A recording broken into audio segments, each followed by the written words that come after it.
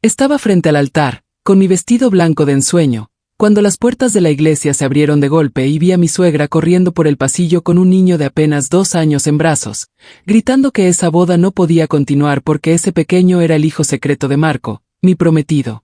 El silencio que siguió fue ensordecedor. Todas las miradas se clavaron en mí, en Marco que estaba a mi lado pálido como un fantasma, y en esa mujer que avanzaba decidida hacia nosotros con un bebé que tenía los mismos ojos color miel de mi futuro esposo. Mi corazón latía tan fuerte que pensé que todos en esa iglesia podían escucharlo.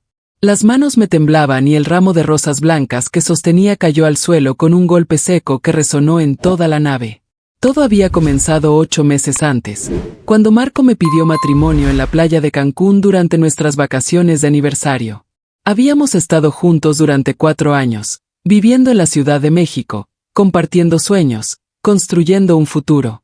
Él era gerente de ventas en una empresa de tecnología, y yo trabajaba como diseñadora gráfica freelance. Nuestra relación parecía perfecta, o al menos eso creía yo. Marco era atento, cariñoso, detallista. Cada viernes me traía flores frescas, me llamaba durante su hora de almuerzo solo para escuchar mi voz, y en las noches cocinábamos juntos mientras reíamos de tonterías. Cuando me propuso matrimonio, lloré de felicidad. El anillo era hermoso. Una esmeralda rodeada de diamantes pequeños que brillaban bajo la luz del atardecer. Mis padres estaban encantados. Mis amigas organizaron la despedida de soltera más divertida que pude imaginar, y los preparativos avanzaban sin problemas. Elegimos la iglesia de San Francisco en el centro histórico, una construcción colonial preciosa con vitrales que proyectaban arcoíris de colores sobre las bancas de madera antigua. La recepción sería en el Jardín de los Naranjos, un lugar elegante con fuentes de cantera y jardines llenos de bugambilias moradas. Mi relación con la madre de Marco, doña Patricia, siempre había sido cordial pero distante. Era una mujer de 58 años, alta, de cabello negro corto y mirada penetrante. Trabajaba como contadora en un despacho importante y tenía esa actitud seria y calculadora que a veces me intimidaba. Durante los almuerzos familiares, ella me observaba como si estuviera evaluando cada una de mis palabras, cada gesto, cada decisión. Marco siempre me decía que no me preocupara, que su madre era así con todos, que simplemente era muy protectora con él porque había sido madre soltera desde que Marco tenía 10 años. Su padre los había abandonado y ella había criado a Marco sola, trabajando día y noche para darle una buena educación. Los meses previos a la boda fueron intensos. Yo diseñaba las invitaciones, elegía el menú con el chef del salón, probaba vestidos hasta quedar exhausta. Marco se encargaba de la luna de miel y de coordinar con el fotógrafo. Teníamos planeado ir a Italia durante 3 semanas, visitar Roma, Florencia y la Toscana. Habíamos ahorrado $16,000 para ese viaje que sería el inicio de nuestra vida como esposos. Aproximadamente 3 meses antes de la boda, noté que doña Patricia empezó a comportarse de manera extraña. Me llamaba más seguido, me hacía preguntas sobre Marco que parecían ir más allá de la simple curiosidad maternal. Quería saber sobre sus horarios, sus viajes de trabajo, sus amigos. Una tarde me preguntó directamente si yo conocía a todas las personas con las que Marco se relacionaba profesionalmente.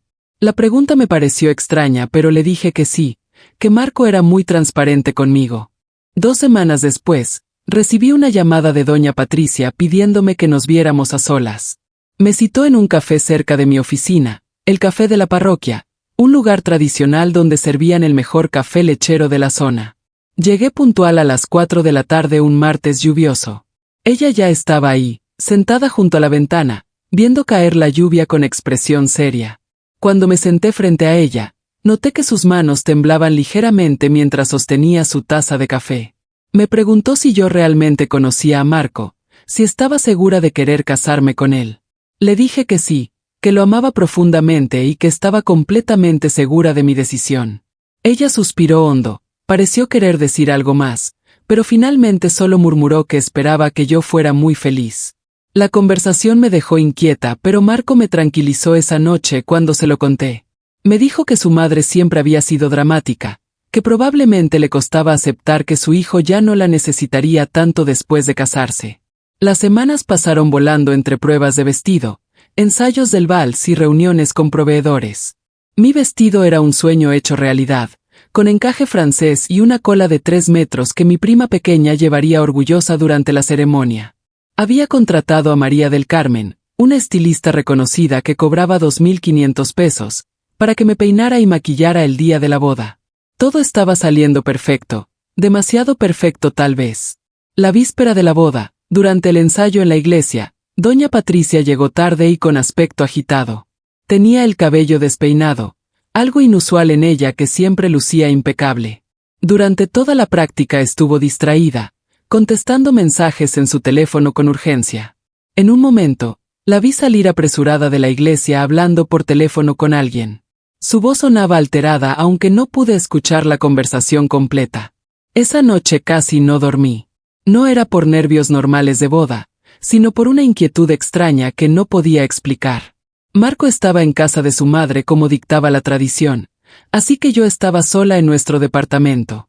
Di vueltas en la cama hasta las 3 de la madrugada, mirando el techo, preguntándome por qué sentía ese peso en el pecho. La mañana del día más importante de mi vida amaneció soleada y perfecta.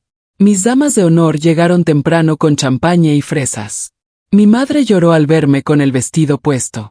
El fotógrafo capturó cada momento mientras María del Carmen trabajaba en mi cabello, creando un recogido elegante con mechones sueltos que enmarcaban mi rostro.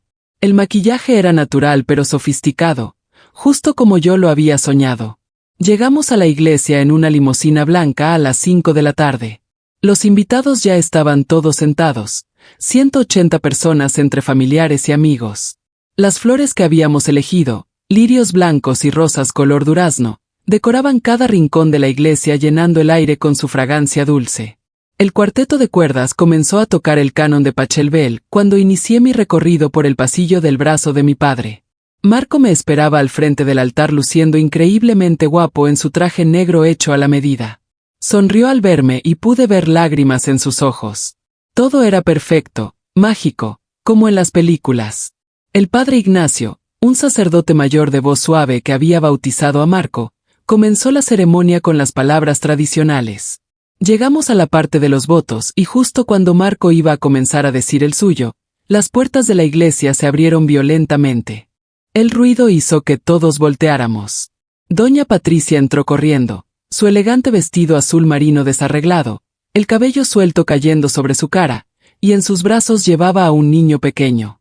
El bebé tenía el cabello oscuro y rizado, mejillas regordetas y esos ojos color miel idénticos a los de Marco. Llevaba puesto un overol de mezclilla y zapatitos rojos. Mi suegra gritó con voz quebrada que la boda debía detenerse inmediatamente. Caminó por el pasillo mientras todos los invitados murmuraban confundidos. Podía escuchar las voces de mis tías preguntándose qué estaba pasando, a mis amigas jadeando sorprendidas, a la madre de Marco llamándola por su nombre tratando de explicar algo que yo aún no comprendía. Cuando llegó frente a nosotros, doña Patricia tenía lágrimas corriendo por sus mejillas. Me miró directamente a los ojos y dijo con voz temblorosa que ese niño se llamaba Sebastián, que tenía 2 años y medio, y que era hijo de Marco con una mujer llamada Andrea Solís, su compañera de trabajo durante los últimos 5 años. El mundo se detuvo. Todo sonido desapareció excepto el latido acelerado de mi corazón. Miré a Marco buscando una negación, una explicación, cualquier cosa que demostrara que esto era un error terrible. Pero su cara lo decía todo. Estaba completamente pálido, con la boca abierta, incapaz de articular palabra. No negó nada. Sus ojos pasaron del niño a su madre y finalmente a mí, llenos de culpa y terror. Mi padre soltó mi brazo y dio un paso hacia Marco con los puños cerrados. Mi madre corrió hacia mí intentando abrazarme, pero yo estaba paralizada. El padre Ignacio pedía calma mientras el murmullo de los invitados se convertía en un ruido ensordecedor. Todos hablaban al mismo tiempo, gritaban, preguntaban, algunos incluso sacaban sus teléfonos para grabar el momento. Doña Patricia, aún sosteniendo al niño, me explicó entre sollozos que había descubierto la verdad apenas 2 semanas antes. Una tarde, Andrea había aparecido en su oficina buscándola desesperada. Le contó toda la historia, que había tenido una relación con Marco durante 3 años, que cuando quedó embarazada le prometió que dejaría todo para estar con ella y con su hijo, pero que después del nacimiento de Sebastián, Marco la había abandonado. Le daba dinero mensualmente, 5,000 pesos para mantener al niño, pero nunca lo visitaba, nunca cumplía sus promesas de formalizar la situación. Andrea había soportado durante 2 años y medio ser el secreto de Marco, vivir en las sombras mientras él construía una vida perfecta conmigo. Pero cuando se enteró de que habría una boda, de que Marco se casaría conmigo como si ella y su hijo no existieran, no pudo más. Buscó a doña Patricia porque no sabía qué más hacer. Le mostró fotos de Marco con el bebé recién nacido, mensajes de texto donde él reconocía su paternidad, transferencias bancarias, todo. Doña Patricia confesó que al principio no le creyó, que defendió a su hijo pensando que esa mujer era una oportunista. Pero Andrea le mostró pruebas irrefutables. Le dio la dirección del departamento que Marco le rentaba en la colonia Roma, le enseñó videos de Marco jugando con Sebastián, le mostró mensajes donde le decía que la amaba pero que necesitaba tiempo para resolver su situación. La evidencia era abrumadora. Mi suegra pasó esas 2 semanas torturada por el dilema moral más grande de su vida. Por un lado estaba la lealtad hacia su hijo, el amor incondicional de madre. Por el otro, su conciencia no le permitía dejarme entrar a un matrimonio basado en mentiras. Había intentado hablar con Marco múltiples veces, pero le juraba que todo estaba resuelto, que Andrea estaba mintiendo, que era cosa del pasado. Le prohibió contactarme y le exigió que no arruinara su boda. Pero doña Patricia no pudo quedarse callada. Esa mañana, horas antes de la ceremonia, fue al departamento de Andrea y prácticamente secuestró al niño. Le dijo a Andrea que iba a detener esa farsa, que yo merecía saber la verdad antes de comprometerme legalmente con su hijo. Andrea, cansada de ser invisible, le entregó a Sebastián y le dio su bendición para hacer lo que su conciencia le dictara. Escuché toda esta explicación como si estuviera bajo el agua, distante, irreal. El padre Ignacio declaró que la ceremonia no podía continuar bajo estas circunstancias. Marco finalmente encontró su voz y trató de tomarme del brazo, diciendo mi nombre con desesperación, pero yo retrocedí como si su contacto me quemara. Salí corriendo de la iglesia con mi vestido de cola arrastrándose por el suelo de piedra. Escuché a mi madre gritando mi nombre, a mis amigas tratando de seguirme, pero no me detuve. Corrí por las calles del centro histórico sin rumbo fijo, con el maquillaje corriéndose por mi cara llena de lágrimas, turistas tomándome fotos creyendo que era algún tipo de performance artística. No sé cuánto tiempo corrí. Finalmente me detuve en una banca del Zócalo, exhausta, destruida, con el corazón hecho pedazos. Mi prima Laura me encontró 20 minutos después. Se sentó a mi lado sin decir nada, solo me abrazó mientras yo sollozaba incontrolablemente.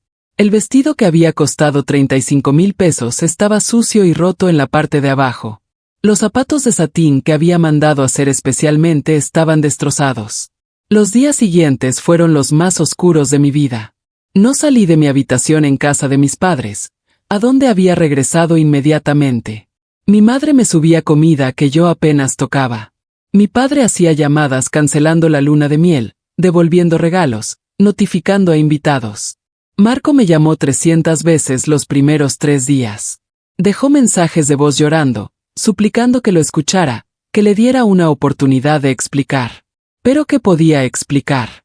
Había tenido un hijo con otra mujer mientras me juraba amor eterno. Había mantenido una doble vida durante años, mintiendo con una facilidad escalofriante.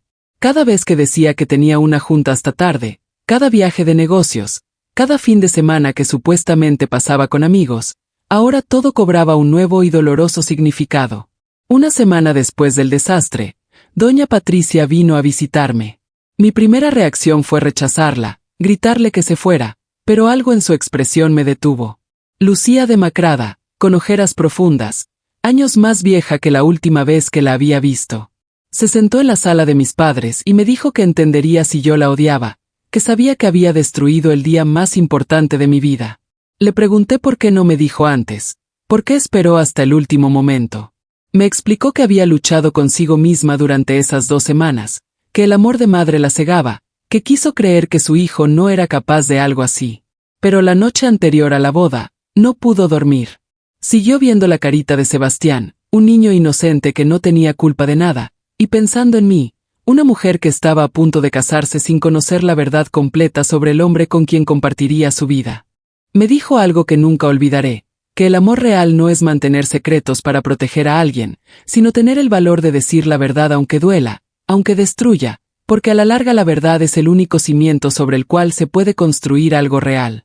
Que ella me había fallado al no decirme antes, pero que prefirió fallarme brevemente a permitir que yo entrara en un matrimonio falso que me fallaría para siempre. Lloré en sus brazos como había llorado con mi propia madre. Doña Patricia me contó que había confrontado a Marco después del escándalo en la iglesia. Él finalmente confesó todo. La relación con Andrea había comenzado 5 años antes, en una convención de ventas en Monterrey. Andrea era representante de otra empresa tecnológica. Se sintió atraído por ella inmediatamente. Empezaron un romance que se suponía sería temporal, solo mientras duraba el evento. Pero cuando regresaron a la Ciudad de México, siguieron viéndose. Marco mantenía ambas relaciones simultáneamente. Me conoció a mis 6 meses después de estar con Andrea. Según él, lo que sentía por mí era diferente, más profundo, algo que podía presentar a su familia. Andrea era su secreto, su escape, algo que no podía explicar ni justificar. Cuando Andrea quedó embarazada, Marco entró en pánico. Le suplicó que abortara, le ofreció dinero, cualquier cosa para que el problema desapareciera. Andrea se negó. Amaba a ese bebé y además amaba a Marco. Creía en sus promesas de que eventualmente estaría con ella. Marco asistió al nacimiento de Sebastián, firmó el acta de nacimiento, pasó las primeras semanas visitándolos diariamente. Pero cuando Sebastián tenía 2 meses, Marco empezó a distanciarse. Las visitas se hicieron más esporádicas, las excusas más frecuentes. Fue durante ese tiempo que Marco me propuso matrimonio en Cancún. Decidió que su futuro estaba conmigo y que Andrea tendría que conformarse con ser una madre soltera que recibía apoyo económico mensual. Le dijo claramente que él nunca la reconocería públicamente, que tenía otra vida, pero que cumpliría económicamente con su hijo. Andrea, devastada pero sin opciones, aceptó ese arreglo por 2 años.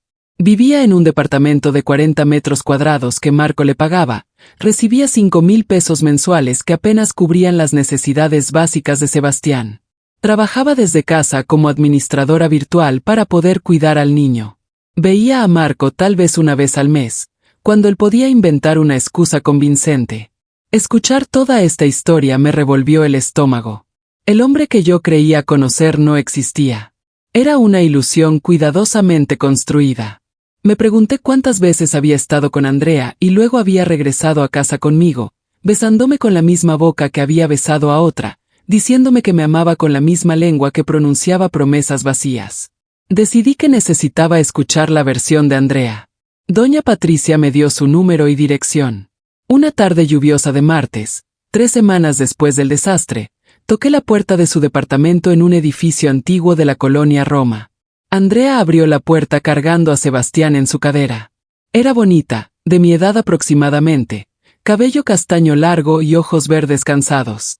Parecía sorprendida de verme, pero me invitó a pasar. El departamento era pequeño pero acogedor. Había juguetes por todos lados, dibujos de colores pegados en las paredes, fotos de Sebastián en cada rincón. No había ni una sola foto de Marco excepto por una guardada en un cajón que Andrea me mostró. Era de Marco cargando a Sebastián recién nacido en el hospital, sonriendo con genuina alegría. Nos sentamos en su pequeño sofá y Andrea me contó su versión de la historia. Lloró al recordar cómo se había enamorado de Marco, como él había dicho que su relación conmigo era solo algo casual, que estaba en proceso de terminar.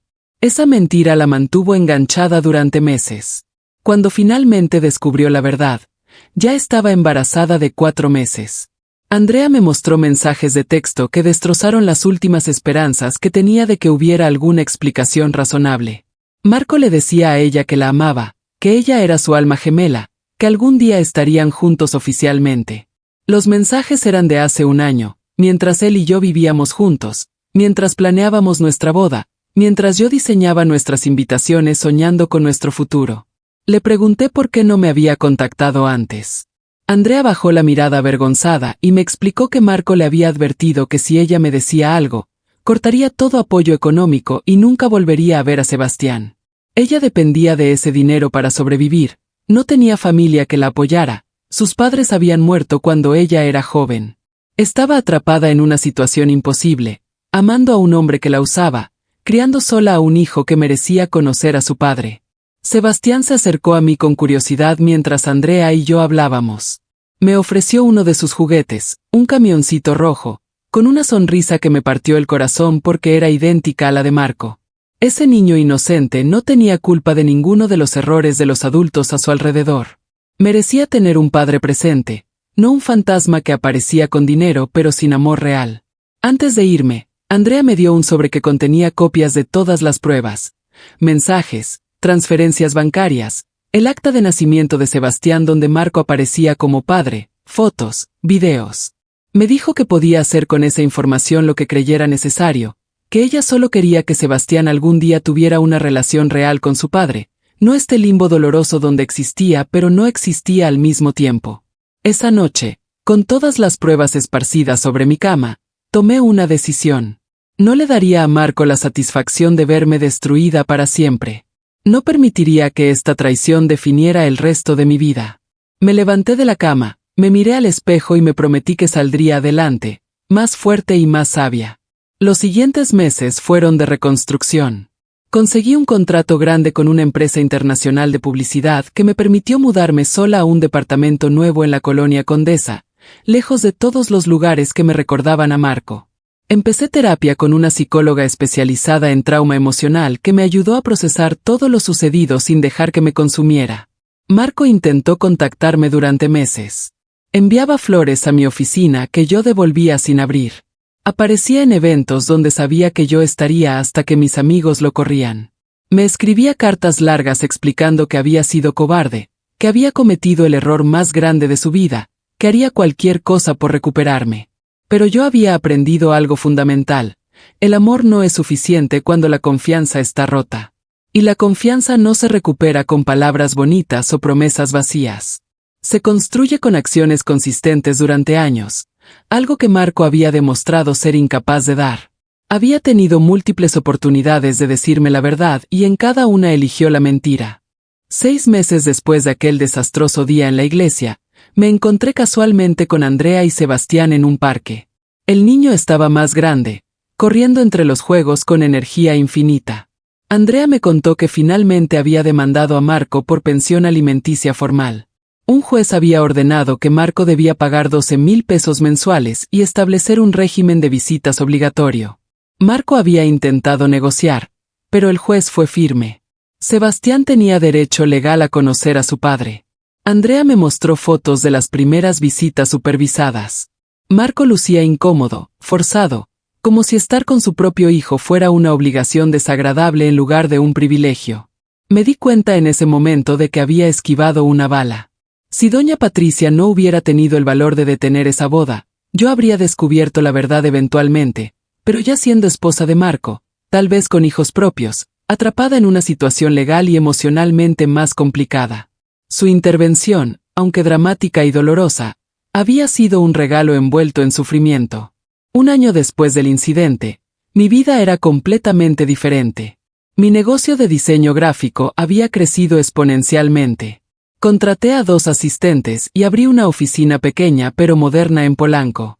Viajé sola a Italia, el viaje que se suponía sería mi luna de miel, y fue liberador recorrer esas ciudades hermosas sin el peso de una relación falsa. Empecé a salir con alguien nuevo, un arquitecto llamado Daniel que conocí en un evento de networking profesional. Era transparente, honesto, sin secretos oscuros. Nuestras conversaciones eran profundas y reales. Cuando le conté mi historia, no me juzgó ni me vio como alguien dañada.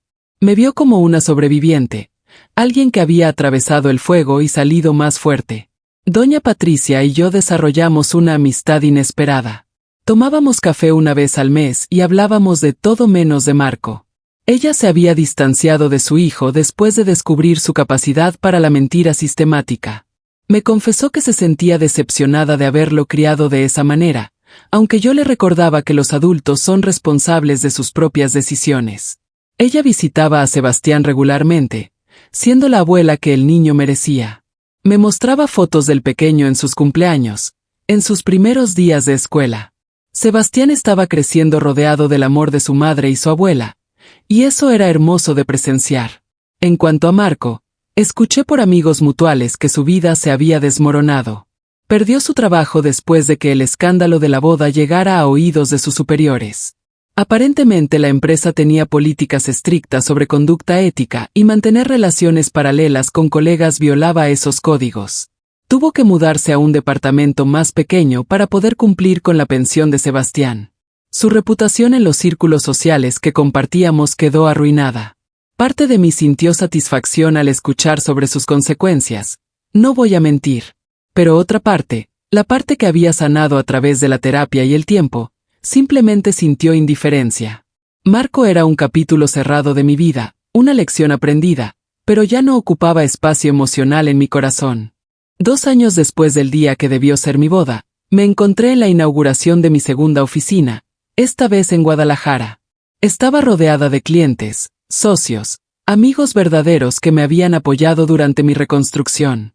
Daniel estaba a mi lado, sosteniéndome la mano mientras yo daba un discurso agradeciendo a todos los presentes. En medio de mi discurso, miré a la audiencia y vi rostros sonrientes, gente que creía en mí y en mi trabajo. Pensé en aquella chica aterrorizada corriendo por las calles del centro histórico con su vestido de novia roto, destruida y perdida. Esa chica había muerto en cierta forma, pero de sus cenizas había surgido alguien más fuerte, más sabia, menos ingenua pero también más auténtica. La vida me había enseñado que las crisis más grandes a menudo son redireccionamientos disfrazados. Que los finales dolorosos pueden ser comienzos necesarios. Que la verdad, por devastadora que sea, es siempre preferible a una mentira cómoda. Y que el mayor regalo que podemos recibir es conocer la verdadera naturaleza de las personas antes de comprometernos con ellas para siempre. Hoy tengo 32 años, dirijo una empresa exitosa con 20 empleados. Viví experiencias increíbles que nunca habría tenido si me hubiera casado con Marco. Daniel y yo estamos comprometidos, pero esta vez es diferente.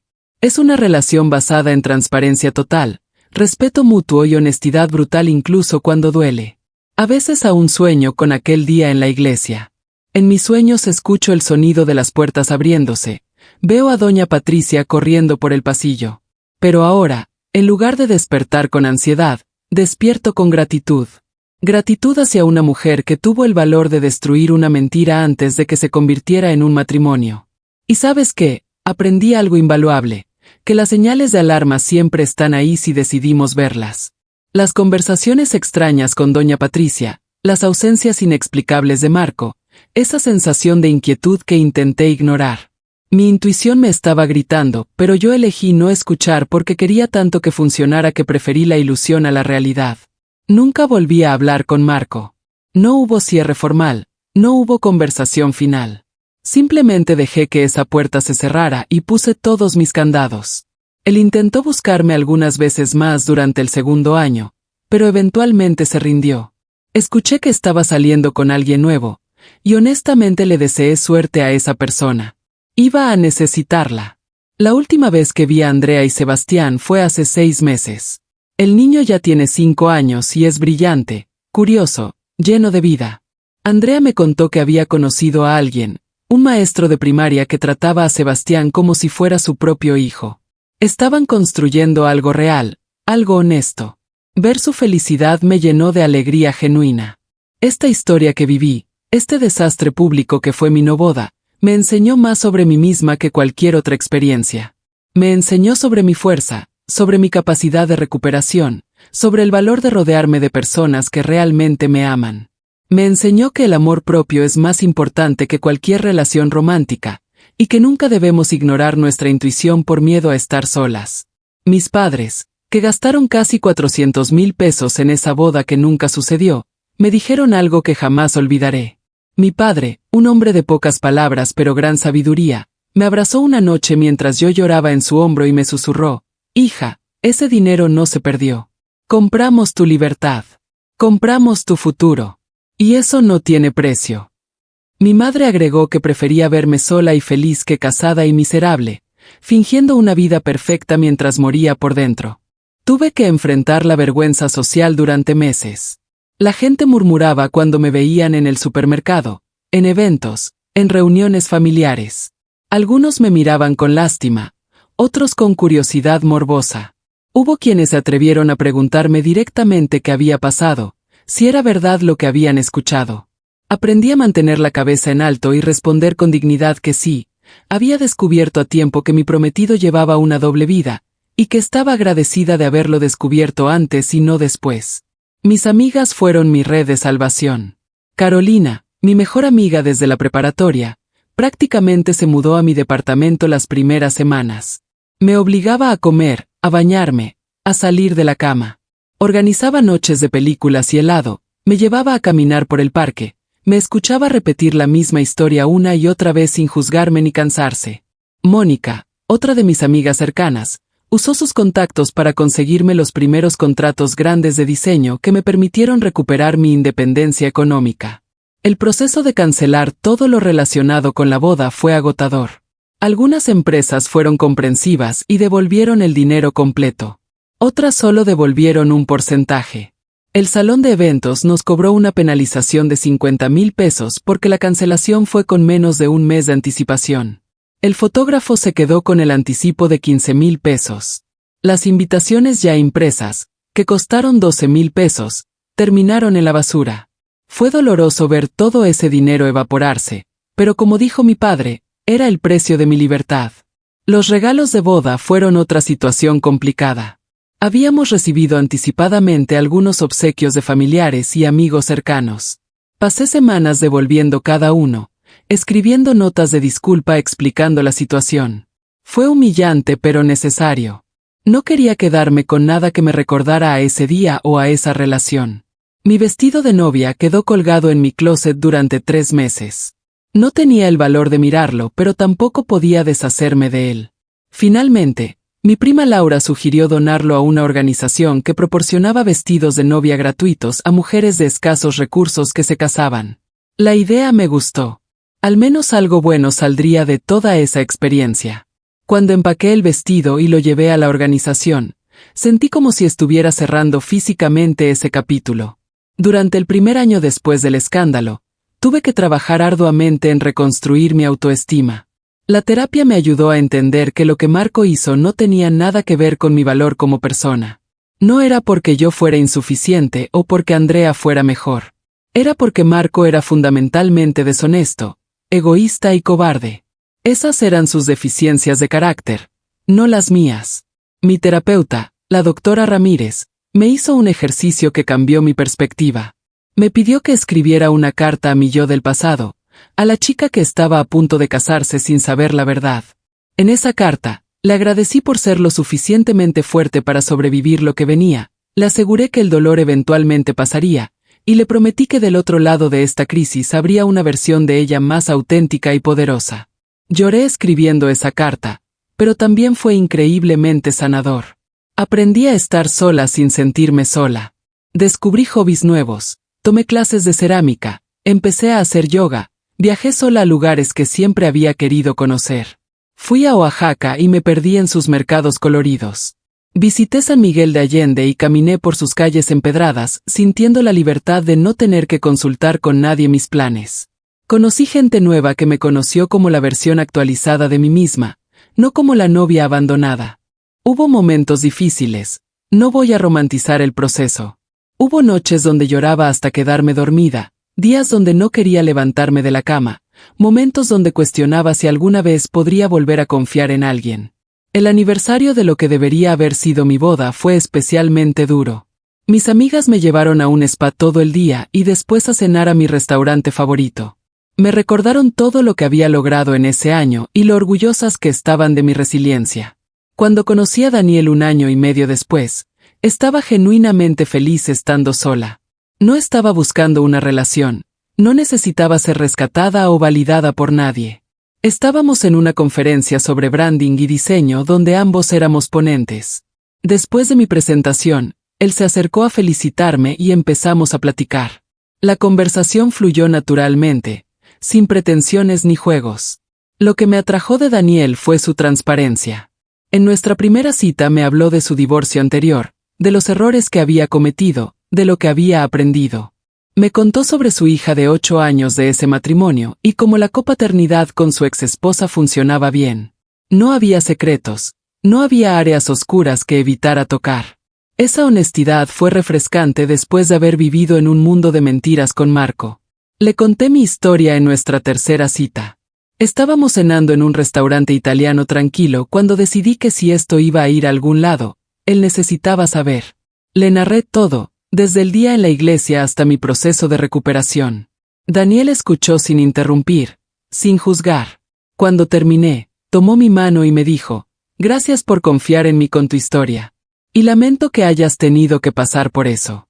Pero también veo cómo te hizo más fuerte, más consciente, más tú misma. Nuestra relación se construyó lentamente, con cimientos sólidos de confianza y comunicación. No hubo prisa, no hubo presión. Conocí a su hija Valeria después de 6 meses de estar saliendo. Era una niña dulce y curiosa que me preguntó directamente si yo iba a ser su nueva mamá. Le expliqué con honestidad que yo nunca reemplazaría a su mamá, pero que podíamos ser amigas y que yo cuidaría mucho a su papá. Cuando Daniel me propuso matrimonio 2 años después de conocernos, fue completamente diferente a la primera vez.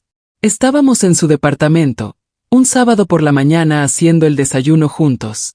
Valeria estaba con su mamá ese fin de semana.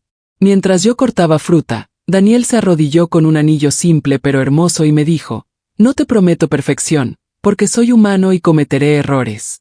Pero te prometo honestidad siempre, incluso cuando duela. Te prometo respeto, comunicación y que trabajaré cada día para ser digno de tu confianza. ¿Te casarías conmigo? Lloré, obviamente. Pero eran lágrimas diferentes a aquellas en Cancún años atrás. Estas eran lágrimas de gratitud, de paz, de saber que estaba tomando una decisión con los ojos completamente abiertos. Le dije que sí, pero también establecimos acuerdos claros. Hicimos terapia de pareja antes de casarnos para asegurarnos de que estábamos alineados en valores, expectativas y comunicación. Hablamos de finanzas, de planes familiares, de cómo manejaríamos conflictos, de todo. Nuestra boda fue pequeña e íntima, solo 50 invitados cercanos en una casa de campo en Valle de Bravo. Nada ostentoso, nada que pudiera salir espectacularmente mal. Doña Patricia asistió y lloró durante toda la ceremonia, feliz de verme finalmente con alguien que me merecía. Andrea me envió un mensaje de felicitación que me conmovió profundamente. Me deseaba toda la felicidad del mundo y me agradecía por nunca haberla culpado a ella o a Sebastián por las decisiones de Marco. Ahora, mirando hacia atrás desde la perspectiva de estos años, puedo decir con certeza que aquel desastre en la iglesia fue lo mejor que pudo haberme pasado. Sí, fue doloroso, humillante, devastador en el momento. Pero me salvó de una vida entera de mentiras y traición. Me obligó a crecer, a conocerme mejor, a establecer estándares más altos para mí misma. He aprendido a ver las banderas rojas y a no ignorarlas por miedo a la soledad. He aprendido que es mejor estar sola que mal acompañada. He aprendido que la confianza es la base de todo, y que sin ella no hay amor real, solo la ilusión del amor. He aprendido que la honestidad brutal es un acto de amor, incluso cuando destruye algo que creíamos valioso. Pienso en Doña Patricia y su decisión imposible. Sé que esas 2 semanas antes de la boda fueron un infierno para ella.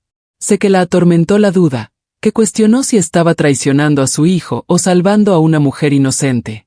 Al final, eligió su conciencia sobre su conveniencia, y eso requirió un coraje inmenso. No muchas madres serían capaces de hacer lo que ella hizo. En cuanto a Marco, honestamente ya no siento nada hacia él. No odio, no amor, no resentimiento. Solo indiferencia y tal vez un poco de pena. Pena porque es un hombre de 35 años que perdió 2 relaciones significativas y la oportunidad de ser un padre presente para su hijo por su incapacidad de ser honesto. Pena porque ahora tiene que vivir con las consecuencias de sus decisiones, con una reputación arruinada y la confianza de su propia madre quebrada. Sebastián ahora tiene 5 años y por lo que sé a través de Doña Patricia, está creciendo bien. Andrea encontró a alguien que la valora y trata a Sebastián con amor genuino. Marco ve a su hijo cada 2 semanas como ordenó el juez, pero según Doña Patricia, las visitas son tensas y forzadas. Sebastián pregunta por qué su papá no vive con ellos como los papás de sus amigos. Son preguntas que Andrea responde con la mayor honestidad apropiada para su edad. Mi vida ahora está llena de bendiciones que nunca habría tenido si me hubiera casado con Marco. Mi negocio sigue creciendo. Acabamos de abrir una tercera oficina en Monterrey. Daniel y yo estamos esperando nuestro primer hijo juntos, una niña que llegará en 4 meses. Valeria está emocionada de ser hermana mayor. Tenemos una familia mezclada hermosa y funcional basada en respeto y comunicación abierta. A veces me encuentro con personas que estuvieron en aquella iglesia ese día. Algunos me evitan por vergüenza ajena, otros me preguntan cómo estoy con genuina preocupación. Siempre les digo la verdad, estoy mejor que nunca. Ese día terrible fue un regalo disfrazado de tragedia. Me dio la oportunidad de reconstruirme mejor, más fuerte, más sabia. Si pudiera volver atrás y cambiar lo que pasó, eliminar el escándalo público y la humillación, no lo haría. Porque ese momento de verdad brutal me liberó de años de mentiras que habrían envenenado lentamente mi vida. Me salvó de despertar a los 40 años, tal vez con hijos, descubriendo que mi esposo había mantenido secretos durante toda nuestra relación. Me salvó de vivir una mentira y perder más años preciosos con alguien que nunca me valoró lo suficiente como para ser honesto. La verdad es que Marco me hizo un favor al ser tan incompetente escondiendo sus secretos. Si hubiera sido más cuidadoso, más inteligente en ocultar su doble vida, yo habría entrado en ese matrimonio completamente engañada. En cambio, gracias a su descuido y al valor de doña Patricia, fui liberada justo a tiempo. Ahora entiendo que el amor real no es solo pasión y romance. Es integridad, honestidad incluso cuando es incómoda, transparencia total. Es elegir a tu pareja cada día con pleno conocimiento de quién es realmente, no de quién pretendes que sea. Es construir algo sobre una base de verdad, no sobre una ilusión cuidadosamente mantenida. Y si hay algo que le diría a cualquier persona que esté pasando por una situación similar, es esto: la verdad siempre sale a la luz eventualmente. Siempre. Y es mejor descubrirla temprano, aunque duela, que tarde cuando ya has invertido más años, más recursos emocionales, tal vez cuando hay hijos involucrados. El dolor temporal de una verdad revelada es infinitamente preferible al dolor crónico de vivir una mentira. También he aprendido a confiar en mi intuición. Si algo se siente mal, probablemente lo es. Si alguien es evasivo sobre ciertos temas, hay una razón. Si tu pareja reacciona de manera desproporcionada cuando preguntas cosas normales, está escondiendo algo. Todos esos instintos que tuve con Marco y que ignoré porque quería creer en nuestra relación, eran válidos. Mi subconsciente sabía que algo no cuadraba, pero mi deseo consciente de que funcionara era más fuerte. Nunca más ignoraré esas señales. Nunca más priorizaré una relación sobre mi paz mental y mi instinto. Nunca más me conformaré con amor parcial o condicional o basado en mentiras. He establecido estándares altos para mí misma y para cualquier persona que quiera estar en mi vida, y no voy a bajarlos por miedo a quedarme sola. La soledad temporal es un precio pequeño a pagar por la integridad permanente. Y la verdad es que una vez que aprendes a estar bien contigo misma, a disfrutar tu propia compañía, a construir una vida que amas independientemente de tu estado civil, la soledad deja de ser aterradora. Se convierte en una opción válida y a veces preferible a comprometer tus valores por estar con alguien. Y ustedes, queridos amigos que han escuchado mi historia, ¿qué habrían hecho en mi lugar? ¿Habrían perdonado a Marco si él hubiera mostrado verdadero arrepentimiento? ¿Creen que doña Patricia hizo lo correcto al exponer todo públicamente o debería haberme hablado en privado antes? Gostaría mucho de oír su opinión, así que por favor compártanla conmigo en los comentarios. Estoy siempre curiosa sobre lo que ustedes piensan y cómo habrían manejado una situación tan complicada. Para más historias de vida como esta, historias reales de personas que enfrentaron crisis imposibles y salieron adelante, dejen su like en el video y suscríbanse a mi canal. Hay muchas otras experiencias esperando por ustedes, historias de superación, de aprendizaje, de segundas oportunidades que nos recuerdan que los finales dolorosos a menudo son solo nuevos comienzos disfrazados. Con saludos del corazón y esperando que mi experiencia les sirva de algo, sea como lección, como consuelo o simplemente como recordatorio de que siempre podemos reconstruirnos después de que todo parece destruido. Hasta la próxima.